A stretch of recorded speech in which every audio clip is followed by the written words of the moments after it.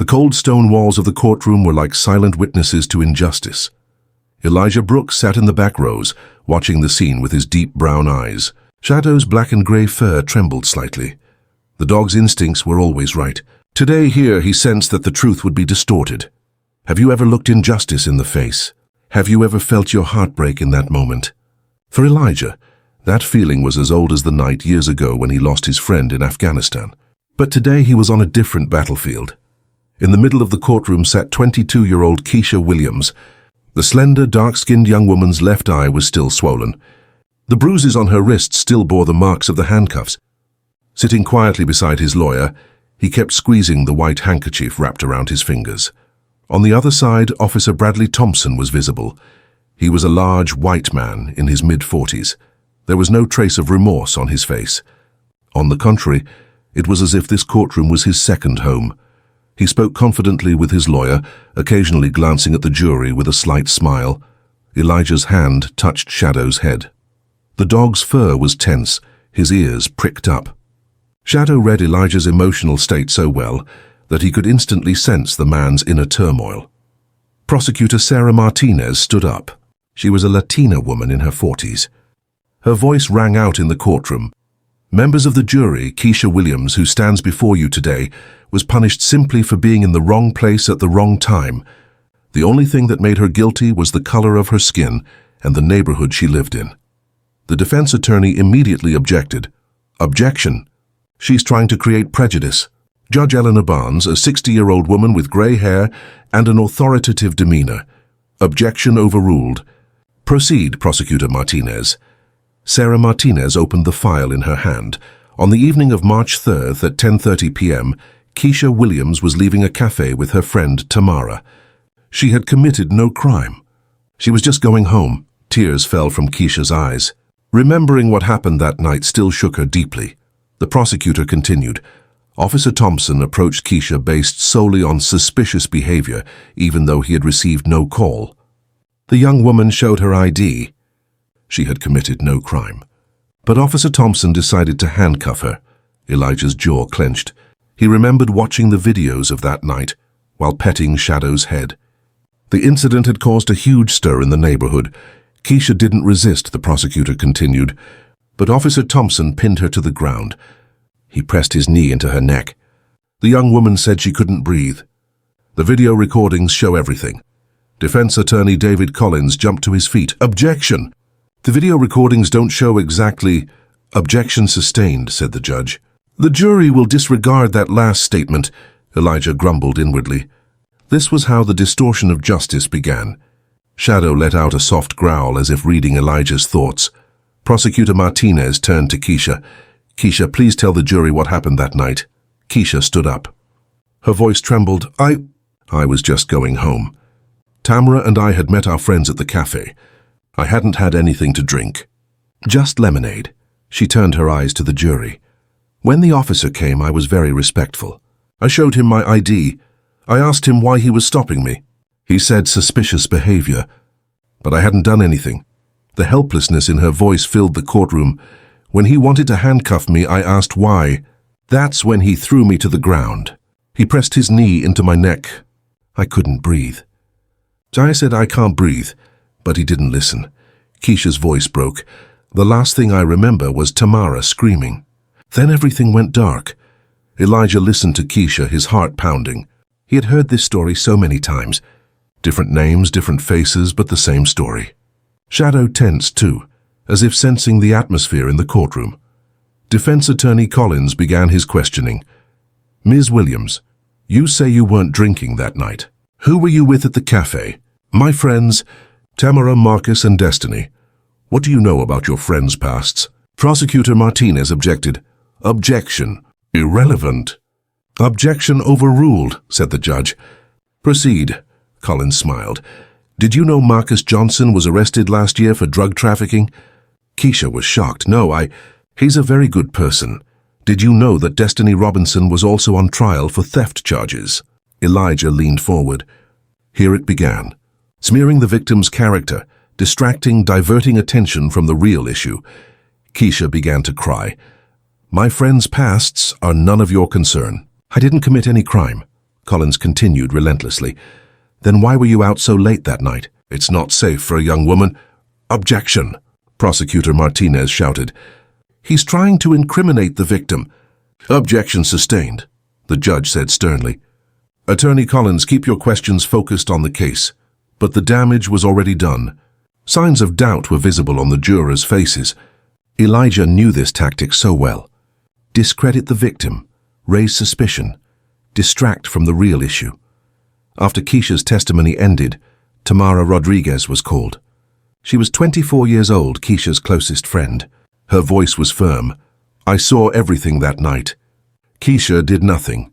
Officer Thompson attacked her for no reason. Collins asked, You were drinking that night too, weren't you, Ms. Rodriguez? I had 2 beers, yes. But I wasn't drunk. In the dark, with your head a little foggy, are you sure you could see everything clearly? Tamara got angry. Yes, I'm sure. I saw him pressing down on Keisha's throat. Collins smiled. So did you record it? Tamara hesitated. My phone fell. I was in shock. So we have nothing but your testimony, Prosecutor Martinez objected, but it was too late. The seeds of doubt had been sown. As lunchtime approached, the judge adjourned the hearing. The courtroom began to empty. Elijah stood up, shadow beside him. Keisha and her family tried to disappear among the journalists. Elijah walked toward them. Keisha's mother, Gloria Williams, saw him.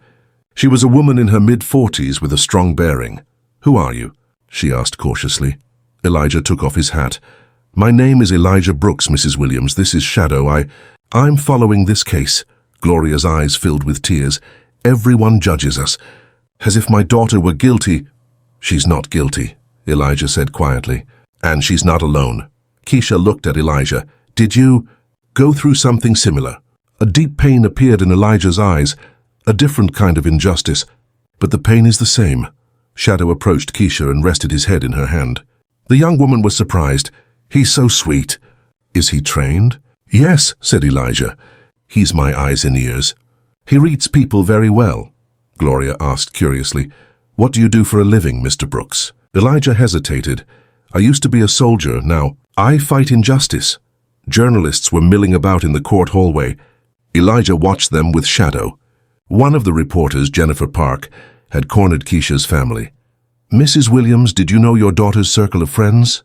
Gloria became angry. There's no problem with my daughter's friends. The real problem is the unjust system. Jennifer Park persisted. But Marcus Johnson's past, Elijah interjected. Hold on. I'm curious how these questions relate to the case. Jennifer was taken aback. Who are you? Someone who tracks injustice. Shadow stood beside Elijah and looked at the reporter. The dog's gaze was so intense that Jennifer took a step back. Shadow immediately senses people with bad intentions, Elijah said calmly. Jennifer flushed. I'm just doing my job. Then ask the right questions. The issue isn't Keisha Williams's past. It's Officer Thompson's unnecessary use of force. Gloria gave Elijah a grateful look. Keisha also seemed relieved. Someone else approached from among the group of reporters. It was Adam Wheeler, from the local television station. Mr. Brooks, why do you think this case is important? Elijah paused and thought, because the decision made here today doesn't just affect Keisha Williams. It affects every young person who could face the same situation tomorrow. Shadow stood proudly beside Elijah, as if approving his master's words. Wheeler continued, police officers work under difficult conditions. Sometimes they have to make quick decisions. Elijah's eyes hardened. Making quick decisions does not justify harming innocent people. I've been in situations where I had to make quick decisions, but never to harm an innocent person. Were you a soldier? Yes, and even as soldiers, we took every precaution not to harm civilians. Police officers can do the same. The courtroom corridor fell silent. Elijah's words had deeply affected those listening. Adam Wheeler asked, why are you following this case so closely? Elijah looked at Keisha. Because to remain silent in the face of injustice is to be complicit in it. Gloria Williams touched Elijah's arm. Thank you. For the first time, I feel like someone is on our side. The lunch break was ending. People began returning to the courtroom. Elijah took his seat alongside Shadow. Defense Attorney Collins called his first witness after lunch, Officer Bradley Thompson.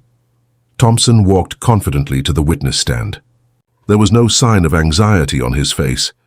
It was as if this were just routine work. Collins asked, "Officer Thompson, why did you stop Ms. Williams that night?" Thompson answered cautiously, "I observed suspicious behavior. It was late at night, and a group of individuals were walking around without uniforms." "What kind of suspicious behavior?" "They kept looking around, as if they were searching for something," Elijah grumbled. This was a classic excuse. Collins continued, "When you approached Ms. Williams, how did she react?" Thompson lied. "She was respectful at first, but when I asked for her ID, she started resisting." Prosecutor Martinez thought about objecting, but decided to wait. "How did this resistance manifest itself?" "She tried to pull her hands away." "She didn't want to give me her ID, she tried to run away." Keisha was shocked. This was a complete lie. She looked at her lawyer, but he seemed surprised too. Thompson continued, "In this situation, protocol required me to handcuff her. I used minimal force because she was resisting." "What do you mean by minimum force?" "Only as much as necessary to maintain control." Elijah's hand tightened on Shadow's head. The dog sensed his master's irritation. Collins delivered the finishing blow. "Officer Thompson, did you intend to cause unnecessary harm to Ms. Williams during this intervention?" "Absolutely not. I was just doing my job." Prosecutor Martinez stood up. It was time for cross-examination. "Officer Thompson, you said you observed suspicious behavior. Did you report this behavior?" Thompson hesitated. "Yes. I mentioned it in the report." "What did you write in the report?" Thompson began to lose his composure. "Suspicious movement. Looking around. Is that all? Is that sufficient grounds to stop someone?" "As an experienced officer, objection," Collins shouted. "Speculative question." "Objection overruled," said the judge. "Continue." Prosecutor Martinez asked more forcefully. "Officer Thompson, did Ms. Williams attack you?" "She resisted." "Did she attack you?" "Yes or no?" "No, but..." "Did she threaten you?" "No." "Was she carrying a weapon?" "No." "Was any drugs found on her?" "No, but..." Prosecutor Martinez raised his voice. "Then why did you pin down a young woman weighing 65 kilograms with your 90 kilograms? Collins objected. "Objection. Leading question." "Objection overruled." Thompson was sweating. "I followed protocol." "What protocol, Officer Thompson?" "What protocol allows you to press down on innocent people's throats?" Thompson couldn't answer. The courtroom was tense. Elijah appreciated the prosecutor's effective cross-examination. But there was still the video issue. Prosecutor Martinez played his last card. "Officer Thompson, where was your body camera that night?" Thompson's face paled. "It was malfunctioning." "How long had it been malfunctioning?" "A few weeks." "Why didn't you get it repaired?" "I reported it." Prosecutor Martinez asked sarcastically. "What a coincidence, isn't it? Your camera malfunctioned just when you needed it most." Collins objected, but it was too late. The seed of doubt had been planted. The afternoon hearing ended. As the courtroom emptied, Elijah stood up. Shadow stood beside him. Keisha's family had gathered in the hallway. Gloria approached Elijah when she saw him. "Mr. Brooks, how do you think it went today?" Elijah was thoughtful. The prosecutor asked good questions. "But we still need strong evidence," Keisha asked hopefully. "You said there was video. Who has it?" Elijah looked at Shadow. The dog pricked up his ears as if he understood. "Shadow and I will be out one night. He'll spot the person before I do," Gloria asked curiously. "Is Shadow special? Different from normal dogs?" Elijah stroked Shadow's head. "Shadow isn't just a dog. He's my life partner. He can read people, sense danger. Most importantly, he can tell when someone is lying." In the court hallway, Officer Thompson was talking to his lawyer. Elijah watched them. Shadow was tense too. Collins spoke harshly to Thompson.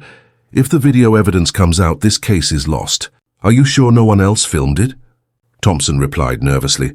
"Tamara's phone fell. No one else was around. Are there security cameras in that neighborhood?" "I checked." "There aren't any on that street." Elijah smiled. He looked at Shadow and whispered, "Time to work, buddy." It was evening. Elijah and Shadow set off for the neighborhood where the incident had taken place. East Broadway was a working-class area of the city. The streets were narrow, the buildings old. Shadow walked determinedly beside Elijah. The dog's senses were on high alert. He would recognize the people who lived here and find whoever might have filmed the video. First, they went to the corner where the incident had taken place. They stood under the street lamp and surveyed the area.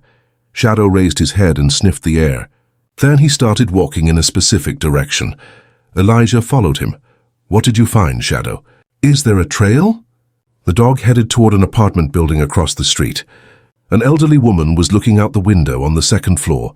Elijah approached and they made eye contact. The woman immediately drew the curtains. "Interesting," Elijah murmured. "Shadow, you're right as always." Early the next morning, Elijah and Shadow were in front of the apartment building. They had come to find the woman who had looked out the window the night before. Shadow stopped at the entrance of the building and sniffed the air. Then he began climbing the stairs with determined steps. On the second floor, Shadow stopped in front of door number 2B. He wagged his tail slightly, his way of signaling, "Here." Elijah knocked on the door. An elderly woman's voice came from inside. "Who is it?" "Hello, ma'am. My name is Elijah Brooks. I saw you looking out the window last night. I'd like to talk to you." There was a long silence.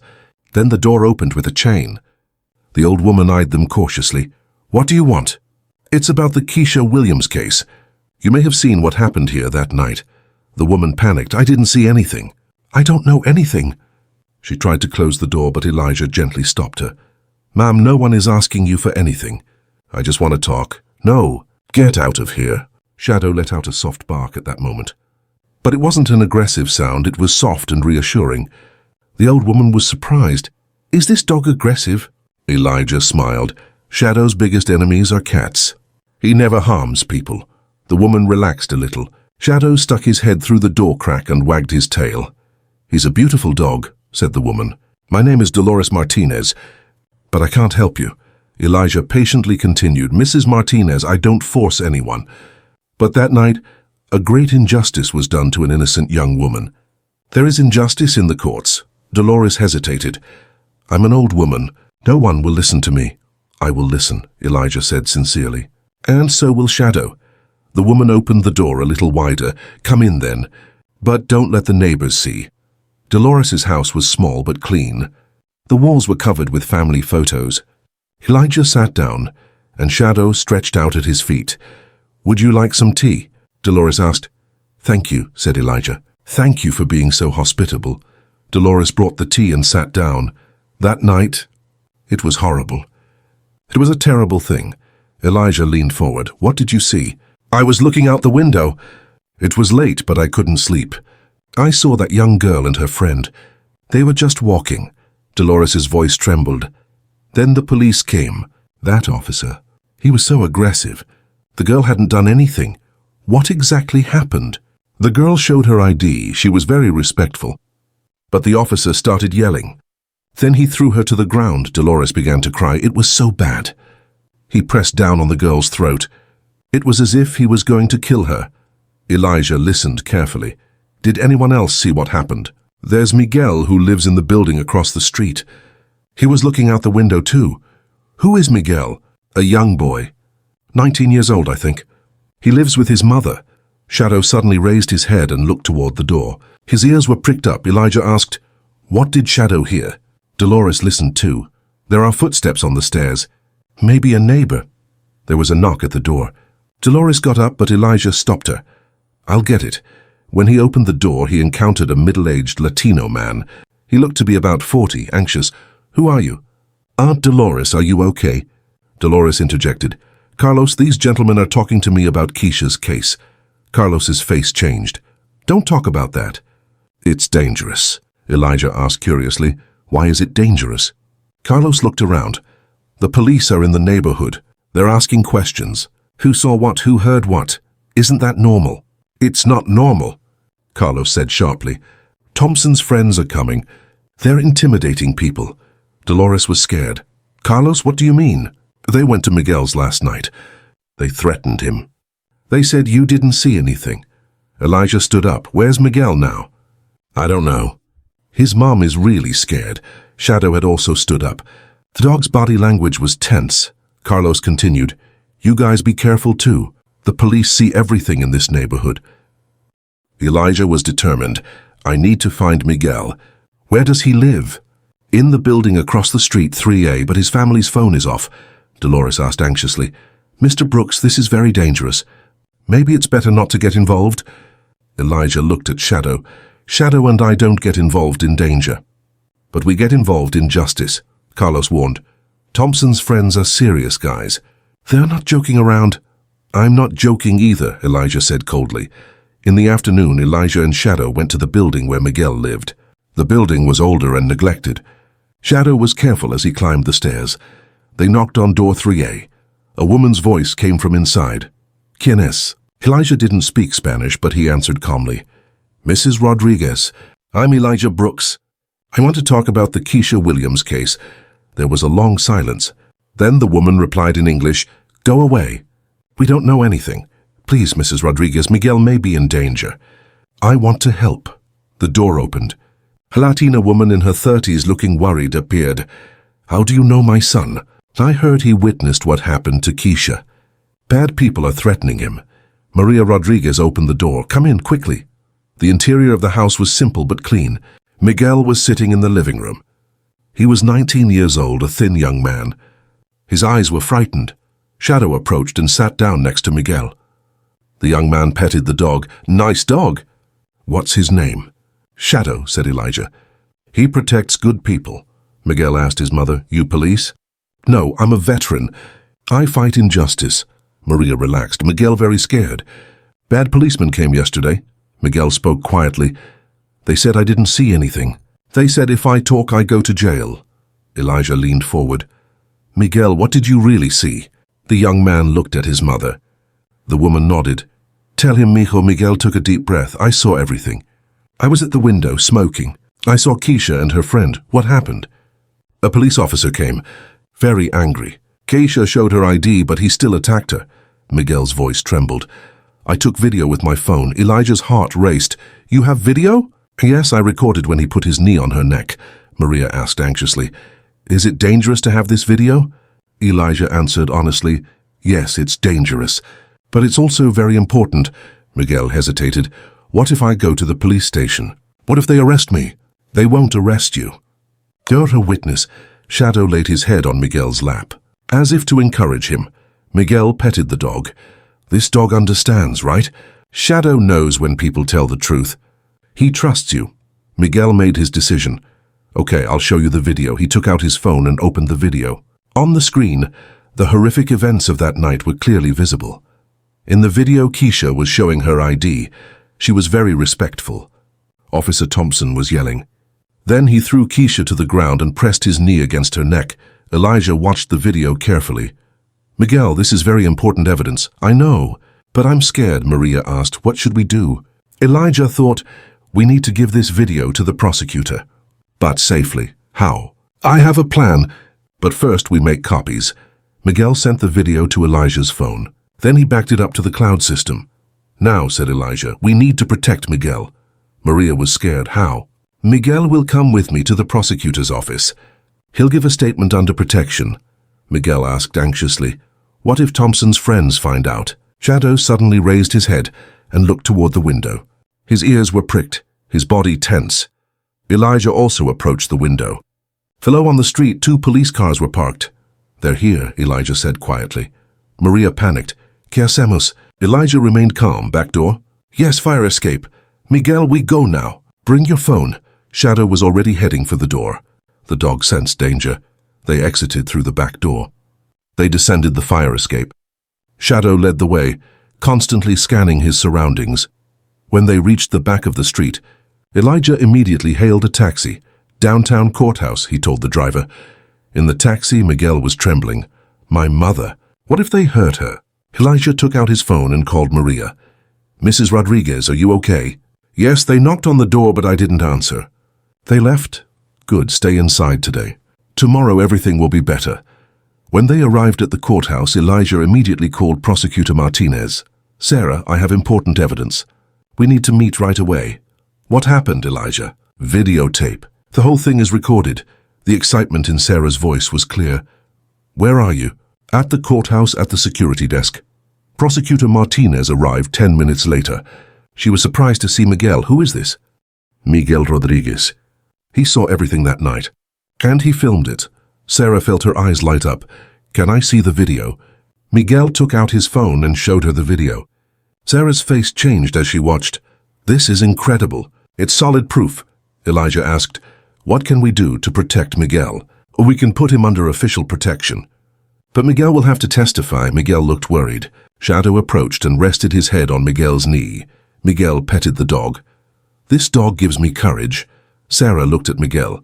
"Miguel, you are a very brave young man. Justice will be served thanks to this video. I want to do the right thing, then let's get started." 2 hours later, Miguel's statement had been taken. The video had been accepted as official evidence. Sarah immediately called defense attorney Collins. "David, we'll have new evidence in court tomorrow." Collins was surprised. "What evidence?" "The incident video. Everything is recorded." There was silence on the phone. "That's impossible." "Nobody filmed it." "You're wrong, David. Miguel Rodriguez did." "We'll hear him as a witness tomorrow." Collins couldn't hide the panic in his voice. This is an unexpected development." "Injustice is always unexpected, David." By evening, Miguel had been taken to a safe place. Elijah and Shadow returned to the neighborhood to check on Maria Rodriguez. The apartment building had quieted down. Shadow looked relaxed. The danger had passed. Maria was crying when she opened the door. "Is Miguel safe?" "Yes, very safe. He'll be speaking in court tomorrow." "My brave boy." "But I was scared." Elijah was understanding. "It's normal to be scared." But Miguel did the right thing. Shadow approached Maria and wagged his tail. The woman petted the dog. "Your dog is very smart. Shadow knows good people. He liked you and Miguel right away." That night, Elijah sat in his hotel room, looking out the window with Shadow. "Tomorrow was the big day." "Shadow," he said, "tomorrow is Keisha's day of justice." The dog lifted his head and looked at Elijah. There was deep understanding in his eyes. "You found Miguel, didn't you?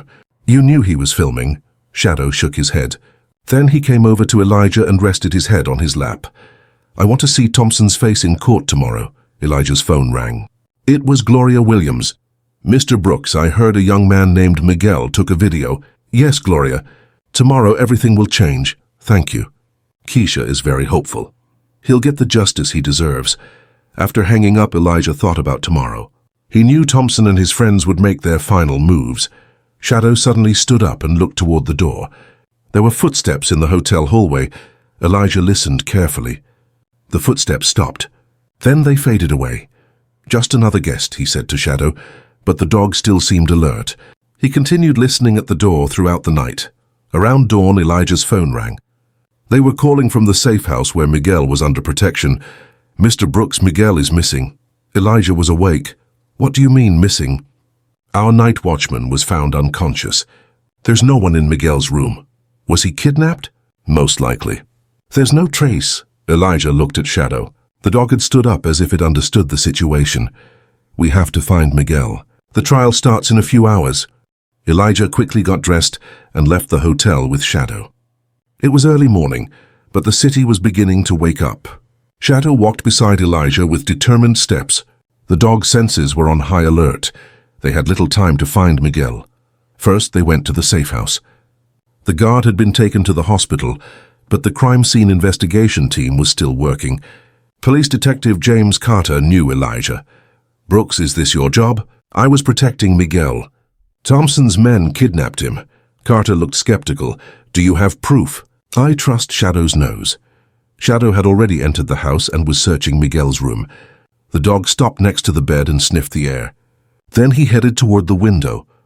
"He was taken out this way," Elijah said. Shadow picked up the scent.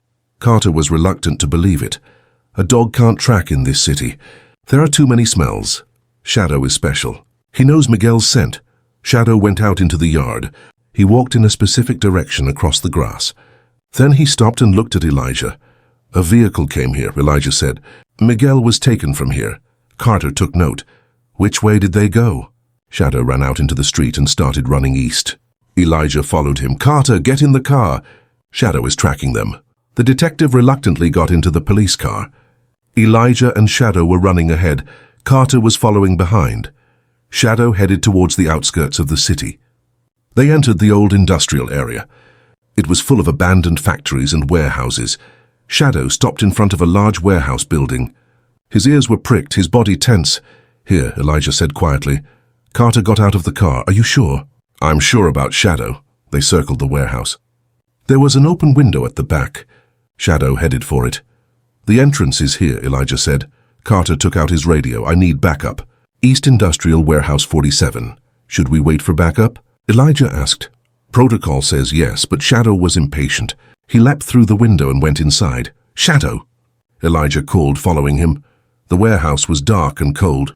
It was filled with old machines and boxes. Shadow moved silently, following the scent. Sounds were coming from the back of the warehouse. Human voices. Elijah approached cautiously. Shadow beside him, a silent shadow. A door was ajar. Voices came from inside. If the child doesn't talk, the video can't be shown in court. But it's too late anyway. The video's with the prosecutor. The video alone isn't enough. A witness is needed. Elijah recognized these voices. Officer Thompson and his partners were interrogating Miguel. Miguel's voice came from inside. I won't change my story. I saw what I saw. Kid, take the easy way out. Either you talk or... The threat in Thompson's voice was clear. Elijah's blood ran cold. Miguel was in danger. Shadow looked at Elijah. There was a question in his eyes. What are we going to do? Elijah took out his phone and called 911. Emergency. East Industrial Warehouse 47. Kidnapping in progress. He kept his voice very low. Thompson's voice continued. Miguel, think about your family. Your mother is alone. She can't find work. She can't pay the rent. My mother is a strong woman. She understands. She might not be understanding. If they find you dead in the warehouse, this was now a clear threat. Elijah couldn't wait any longer. He signaled to Shadow. The dog understood. They pushed open the door and went inside. Hands up, Elijah shouted. Thompson and 2 police officers were in the room. Miguel was tied to a chair. Thompson was shocked. Brooks, how did you... Shadow followed you. Shadow growled and advanced toward Thompson. The officer backed away. Control that dog. Shadow only attacks bad people. The other 2 officers reached for their guns, but Elijah warned them. There's a SWAT team outside. Don't draw your weapons. There was no SWAT team, but they didn't know that. Elijah untied Miguel and asked, Are you okay, Miguel? Yes, I'm okay. They tried to scare me. Thompson glared angrily. This is the end for you, Brooks. No, Thompson. This is the end for you. Sirens were approaching. Carter and his team had surrounded the warehouse. A few minutes later, Thompson and his associates were handcuffed. Miguel was safe. Carter looked at Elijah. Your dog is really good. Shadow always finds the truth. Miguel rubbed his hands. Thank you. Mr. Brooks, they said bad things about my mother. You're safe now. You'll speak in court in a few hours. Prosecutor Martinez was shocked when he learned about the warehouse incident. Thompson was a kidnapper too. Miguel's testimony is even stronger now, Elijah said. Yes, the jury will understand what kind of person Thompson is. The court time was approaching. Elijah, Shadow, and Miguel went to the courthouse. The atmosphere in the courtroom was different. The reporters had learned about the warehouse incident. Thompson's kidnapping charge made headlines. Defense attorney Collins was very nervous. His client now faced double charges. Judge Barnes opened the hearing.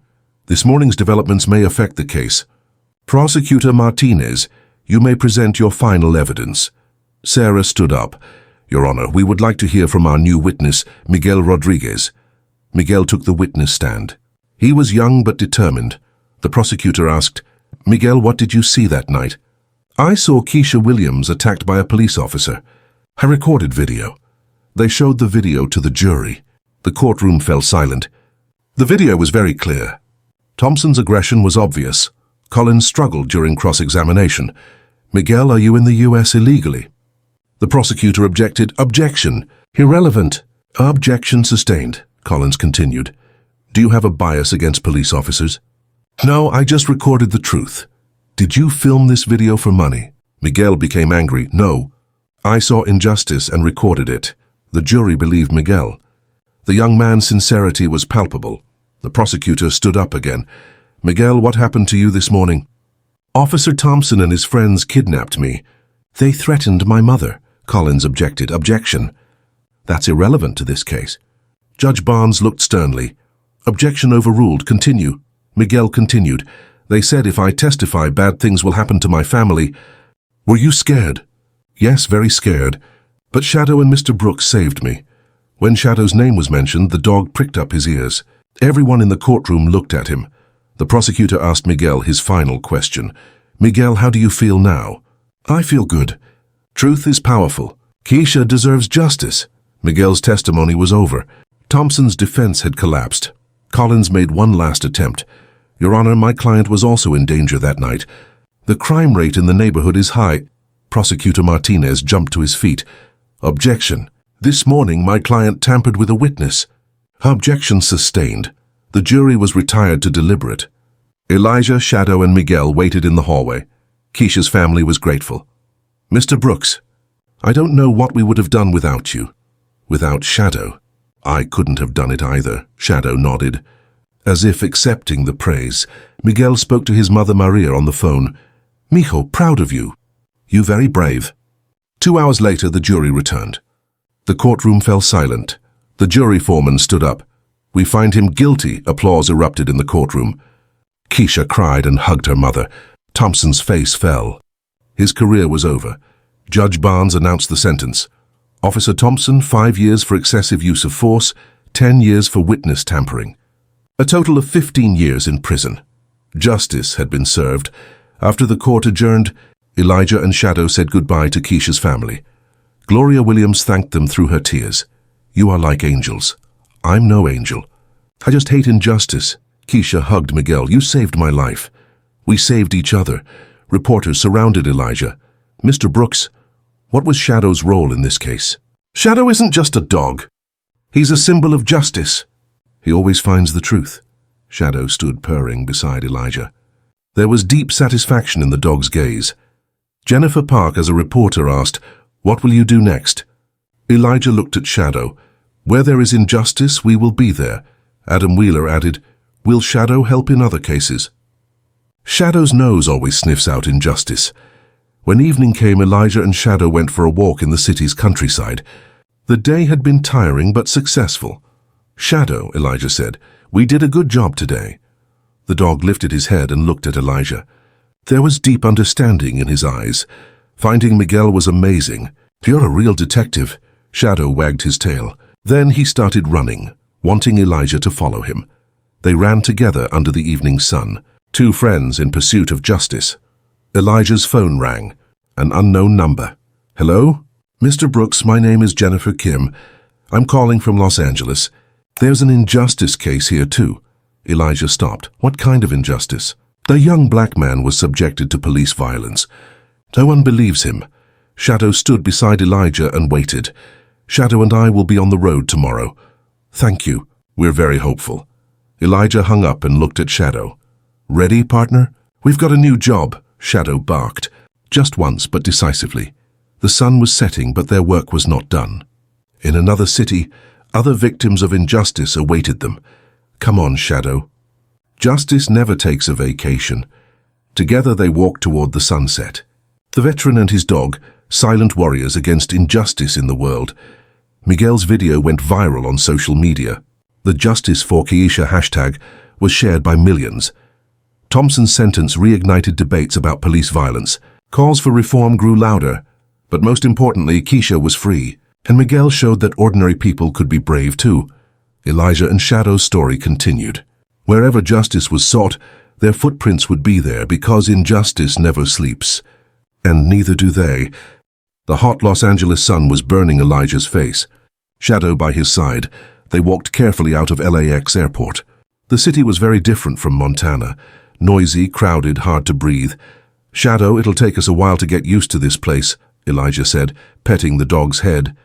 Jennifer Kim had come to meet them. She was a Korean-American lawyer in her 30s. Deep lines of worry etched her face. Mr. Brooks, thank you so much for coming. The situation is very bad. As they got into the car, Elijah asked, What exactly happened? Jennifer took a deep breath. Marcus Johnson, a 26-year-old black man. He was stopped by the police last week. They said it was a routine traffic stop, but Marcus ended up in the hospital.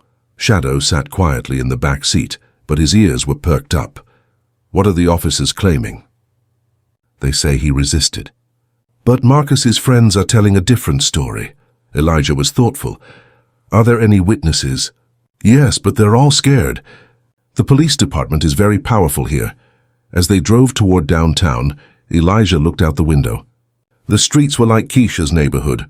Poverty, despair, and injustice. Where is Marcus now? In the hospital. In a coma. Elijah's jaw tightened. He knew this story all too well. Jennifer continued. His family is very poor. They can't afford a good lawyer. I'm working pro bono. What does the police report say? According to Officer Rodriguez's report, Marcus was speeding while driving. When pulled over, he became aggressive and attacked the officer. Shadow suddenly raised his head. The dog sensed something was wrong. Do you believe this report? Jennifer smiled bitterly. I know Marcus. He's the last person who would use violence. How do you know him? He cleans my office. He's a very respectful, well-behaved young man. He has 2 children. When they arrived at the hospital, Marcus's family was in the waiting room. His mother, Diane Johnson, was a strong-looking woman in her 50s. But now she looked broken. Mrs. Johnson, said Jennifer, this is Mr. Brooks and Shadow. They'll be working for you. Diane looked at Elijah. Are you from the police? No, ma'am. I'm a former soldier. I fight injustice. Shadow approached and sat down next to Diane. The dog's gentle presence calmed her. You have a beautiful dog. Shadow loves good people. Marcus's wife, Letitia, was 24 years old. They were at the hospital with their 2 small children. Her eyes were swollen from crying. What happened to Marcus? Elijah asked. Letitia spoke, trembling. He was coming home from work that night. It was 11 o'clock. Suddenly I heard police sirens. What had he been doing before that? Nothing. Just working. He was working the night shift at the factory. Diane interjected. My son never speeds. He's a very careful driver. Elijah asked. Was anyone else in the car that night? No, he was alone. What reason did the police give for stopping him? Jennifer replied, the report says suspicious vehicle movement. Shadow suddenly stood up and looked toward the hallway. His ears were perked up. Elijah looked too. 2 uniformed police officers were walking down the hospital hallway. Who are they? He asked. Jennifer recognized them. Officer Rodriguez and his partner, Officer Stevens. They pulled Marcus over. Rodriguez was a large Latino man in his 40s. Stevens was a young white officer. Shadow tensed up. The dog sensed something was wrong with these men. Rodriguez approached the family. Mrs. Johnson, how is Marcus? Diane replied coldly, he's in a coma. Because of what you did. Ma'am, it was an unfortunate incident. Marcus resisted. Elijah interjected. Resisting doesn't warrant hospitalization. Rodriguez looked at Elijah. Who are you? Someone seeking justice. Stephen smiled. In this city, the police provide justice, Shadow growled. It was the first time he had ever acted so aggressively. Elijah calmed Shadow. Shadow doesn't like bad people. Rodriguez became uncomfortable. Keep your dog under control. Shadow is in control. You're the one who's out of control. The 2 officers walked away, but not before giving the family threatening looks. Jennifer whispered, these men are dangerous. We need to be very careful. By evening, Elijah and Shadow were staying at a motel. When Elijah's phone rang, it showed an unknown number. Hello? An old man's voice came on the line. Is this Elijah Brooks? Yes, who am I speaking to? My name is Sergeant Major Wilson. I know you from your military file. Elijah froze. He knew Wilson's name very well. They had served together in Afghanistan. Sergeant Wilson, how are you? Not so good, son. I have bad news for you. Elijah's heart raced. What happened? Do you remember Danny Reeves? 3rd Infantry Battalion. Of course I remember. Danny was one of my best friends. Wilson's voice broke. Danny's dead, son. The world spun around Elijah. Shadow immediately stood up and came to his side. What? How? They said suicide. But I don't believe it. Elijah sat down on the ground. Shadow rested his head on Elijah's knee. What do you mean suicide? Danny was a strong guy. That's what they said. But strange things had been happening lately. What kind of strange things? Wilson paused for a long moment. Danny was investigating that operation in Afghanistan. The night raid in 2018. Elijah's blood ran cold. That night, the night everything changed. What was he investigating about that night? Civilian casualties. The hidden reports. The lies of high-ranking commanders. Shadow licked Elijah's hand. The dog sensed his master's pain. Sergeant Wilson, was Danny's death really suspicious? Elijah, the last time Danny called me, he said, I found some big shit. The next day he was found dead. Elijah trembled. Where did he die? In Washington, D.C., in his own apartment. There are ugly details. Like what? According to the police, he hanged himself. But Danny never used his left hand. The rope was tied on the left side. This detail shocked Elijah. Danny used his right hand for everything. Anything else suspicious? Yes, all the files in Danny's house are gone. His computer has been wiped clean. Elijah stood up.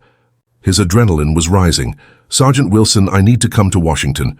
Elijah, be careful. These guys are dangerous. Killing him to silence Danny. The phone connection was cut. Elijah tried to call Wilson back but couldn't reach him. The number on his phone was no longer active. Shadow looked worried. His master's emotional state affected the dog too. Shadow, Elijah said in a trembling voice, Danny is dead.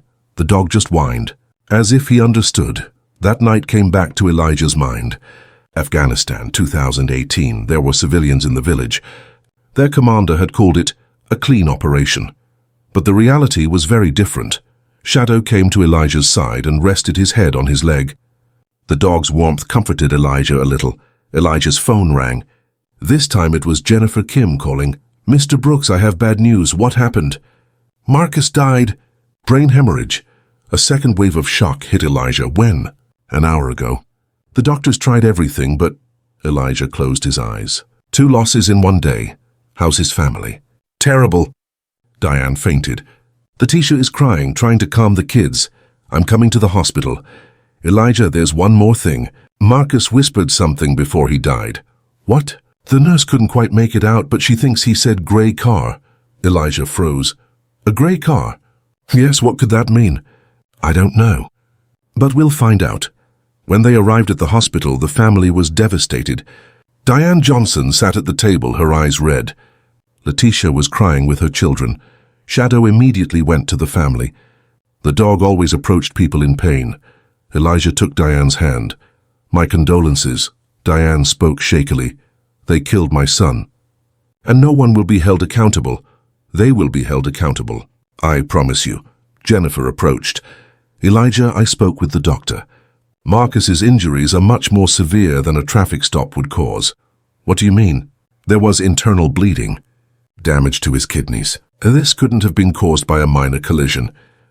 Elijah had doubts. They beat Marcus to death. It looks that way. Shadow suddenly pricked up his ears. There were familiar voices in the hospital corridor.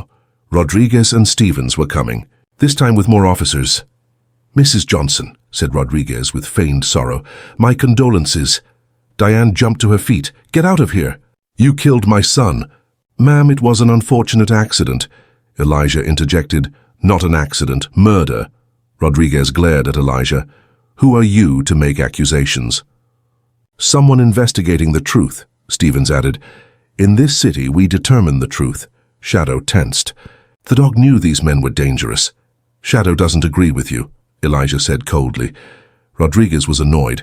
Why is your dog acting like this toward us? Because Shadow can smell liars. The 2 officers approached with threatening steps, but Shadow also stood up and stepped between them. The dog's gaze was so intense that the officers stopped. Control your dog, said Rodriguez. Shadow is under control. You're the ones who are out of control. Jennifer intervened. Please, let's not fight here. This is a hospital. The officers walked away, but as they left, they shot Elijah threatening glances. Late that evening, Elijah and Shadow were investigating the road where Marcus had died. Shadow was sniffing the ground with his nose. The scene was in the city's outskirts. The streetlights were dim, an ideal place to commit a crime. Shadow stopped at a certain spot and whined. The dog had found something. Elijah shone his flashlight. There were metal pieces on the ground. Car parts. These aren't from Marcus's car, Elijah said. The color's different. Shadow continued and stopped at the side of the road. There were metal pieces here too. A gray car, Elijah muttered. That's what Marcus meant. Shadow suddenly froze alert. His ears were pricked. The sound of a car was coming from far away. It was approaching quickly. Elijah picked up Shadow and hid behind the trees. A gray sedan pulled up. There were 2 people inside, Rodriguez and Stevens. They got out and began examining the scene.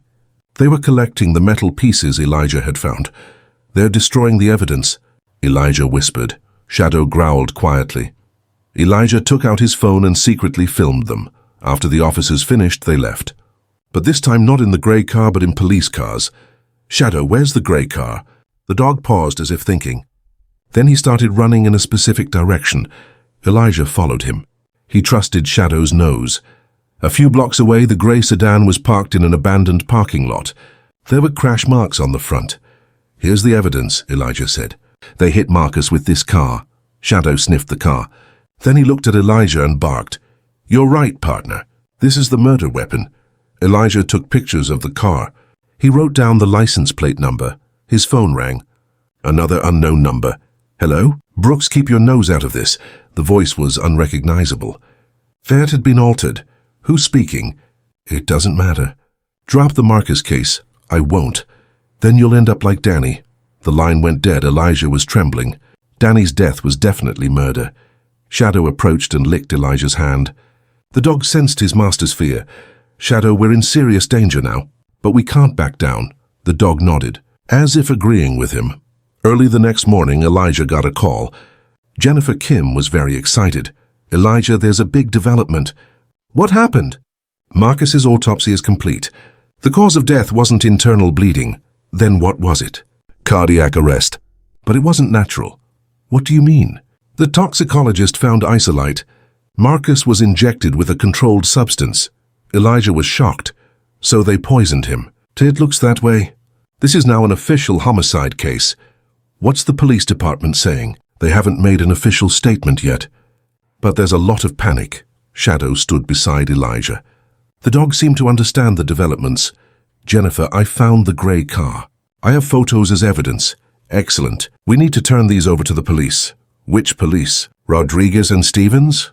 Jennifer hesitated. "You're right. We can't trust them. We should call the FBI." "Good idea. I know an FBI agent who's a witness." That afternoon they met with FBI agent Sarah Chen. She was an Asian-American woman in her 30s with a serious demeanor. "Mr. Brooks, may I see your evidence?" Elijah showed her the photos and videos. Chen's expression changed. "These are very serious allegations. I know Rodriguez and Stevens. They've had questionable incidents in the past." "What kind of incidents?" "Excessive use of force, evidence tampering. But none of it was ever proven." Shadow was sizing up Chen. The dog was assessing whether he could trust her. Chen continued, "We can take this case to the federal level, but we need strong evidence. What are we missing?" "A direct witness. Someone who saw how Marcus was killed." Jennifer thought. There were security cameras in that neighborhood, but the police confiscated them. "Where are the cameras now?" "At the police department." Chen took note. "We could get a federal search warrant, but that would alert the police." Elijah was determined. "We have to take the risk." That night, Elijah sat in his hotel room thinking about Danny. His best friend had been killed, and most likely by the same system. Shadow sat beside him, silent support. "Shadow, did you ever see Danny?" The dog turned his head.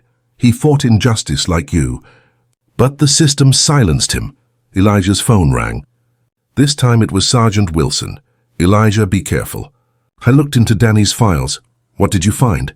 "What happened in Afghanistan that night?" "Danny knew everything." "What everything?" "The night the civilian village was bombed. The commander said terrorist hiding, but there were only families in the village." Elijah's stomach churned. He still saw that night in his dreams. "Sergeant Wilson, I was there too. I saw the truth." Danny had found video recordings of that night, proof that the commanders knew they were civilians. "Where are those recordings?" "Unknown." Everything disappeared after Danny was killed. Elijah shook with rage. "I was thinking about how rotten this system is. They kill civilians and then they kill their own soldiers to cover it up." "Elijah, you could be in danger too. You were there that night." The phone went dead. Shadow approached and rested his head on Elijah's hand. The dog sensed his master's trauma. "Shadow, maybe we can be like Danny, but this is the right thing to do." The dog whined softly. It was as if he was saying, "You're not alone." The next morning there was a major development. The FBI raided the police department with a search warrant. Elijah and Shadow watched from a distance with Jennifer. Agent Chen came out of the department with a box in his hand. "We found the security camera footage." "What does it show?" "Everything. How Marcus was killed." When they watched the footage, the truth came out. Rodriguez and Stevens had pulled Marcus out of the car. He wasn't resisting. Then they started beating him. The most shocking part was Stevens injecting something into Marcus's arm. "Here's the proof," said Chen. "Premeditated murder." Jennifer was crying. Marcus was innocent. They killed him in cold blood. Elijah was furious. This isn't just about Marcus. It's a system. A system that kills civilians, then kills its own people to cover it up. Shadow seemed to sense Elijah's anger, standing still beside him. Chen asked, "What do you know about the Danny Reeves case?" Elijah told him everything. The night in Afghanistan, Danny's investigation, his suspicious death. "This is much bigger," said Chen. "There could be corruption throughout the federal system." "What are we going to do?" "First, we'll arrest Rodriguez and Stevens. Then we'll launch a high-level investigation." The evening news had big headlines. 2 police officers arrested for the murder of Marcus Johnson. FBI launches federal investigation. Police brutality scandal. Groves, Elijah and Shadow visited Marcus's family. Diane Johnson was watching TV. "Has justice been served for my son?" "It's just the beginning," Elijah said. "But it's an important step." Letitia sat with her children. Marcus would be proud. His death was not in vain. Shadow sat down next to the family. The dog knew how to comfort grieving people. "Mr. Brooks," said Diane, "thanks to you, the truth came out." "Thanks to Shadow. He always finds the truth." The dog shook his tail. Jennifer interjected, "This case will set a precedent. Other families will find justice too." Elijah looked out the window. He could hear sirens in the distance. "This city was changing, Shadow," he said. "Our work here is done, but the big fight is just beginning." The dog lifted his head and looked at Elijah. There was determination in his eyes. That night in his hotel room, Elijah looked at Danny's photo. His best friend had been killed in the pursuit of justice. "Danny, your fight continues," he said quietly. Shadow approached and rested his head on Elijah's leg. "Yes, Shadow. You're right. We're not alone." The phone rang. This time it was Agent Chen calling. "Elijah, there's a major development." "What happened?" Rodriguez and Stevens started talking. "They're naming high-level figures." "Which names?" "The city police chief, federal prosecutors, even military commanders." Elijah's heart raced. "Will Danny's case be opened too?" "Most likely. This is a huge corruption network. How long will it take?" "Months, maybe years. But it will happen." Elijah relaxed. "Danny will get justice." After hanging up, he looked at Shadow. "Partner, we've won a big victory, but the real battle is just beginning." The dog barked. Just once, but decisively. The next morning, as they left the city, they stopped at Marcus's grave. Fresh flowers had been left by his family. Elijah stood in front of the gravestone. "Marcus, we've secured your justice. Now it's Danny's turn." Shadow stood in respect too. As they headed to the airport, Jennifer saw them off. "Elijah, thanks to you, this city will change. You carry on. The system needs to change, thanks to Shadow too. He's a real hero." The dog wagged its tail. On the plane, Elijah bought a ticket to Washington, D.C. Danny's case was waiting for him. "Shadow, the next stop is the capital. There are even greater injustices there." Shadow looked out the window. The dog was always ready for new adventures. As the plane took off, Elijah thought about the future. Marcus's case had been won, but Danny's justice would be harder to achieve. The military system was much more powerful than the civilian police. But Elijah was determined. "Danny, I'm coming, my friend." Shadow sat comfortably beside him. The dog knew how determined his master was. The two of them would continue to fight against injustice together, because the truth can never be buried. And Shadow always finds it.